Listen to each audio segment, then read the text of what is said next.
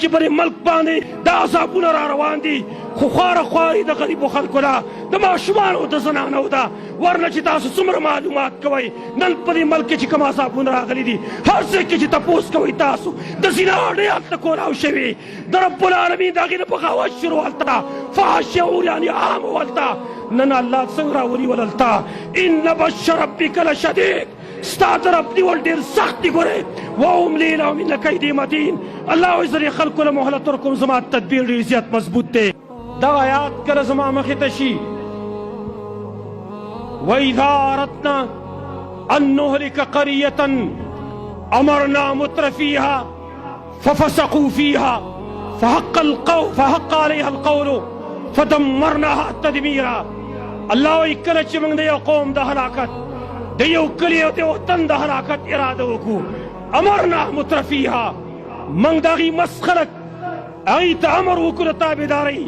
ففسقوا فيها یې پکې نافرماني شروع کی یو تفسیر دار دیم تفسیر دار امرنا متر فيها من مشران کو د هغې اشپرس خلک فساق فجار فحاش عریان خلک من د هغې مشران کو ففسقوا فيها هغې فسق فجور شروع کی په دغه وطن کې د فسق او د فجور اړیک کولاو کی فحق علیها القول د رب فیصله په هغې باندې پوره شي فدمرناها تدبیرا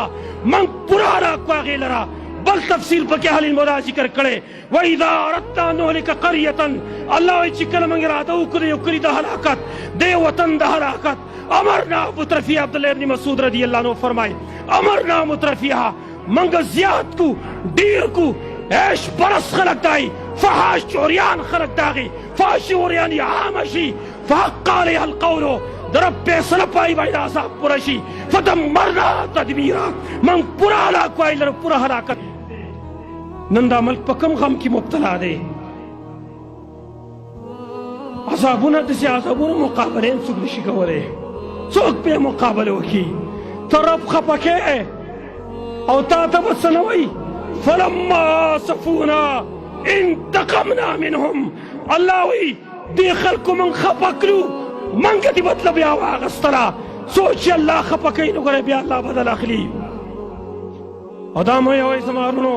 چې دا له هغې کې محفوظ دي نه ګورئ یاد لرئ که د دې بغاوت نه ګورئ تاسو رجوع ونه کړه نو بیا څه پته لګي بل قسم کم عذاب راځي الله یې موږ محفوظ وساتي الله یې دغه مسلمانانو د هغې غیبي امداد وکړي ټولو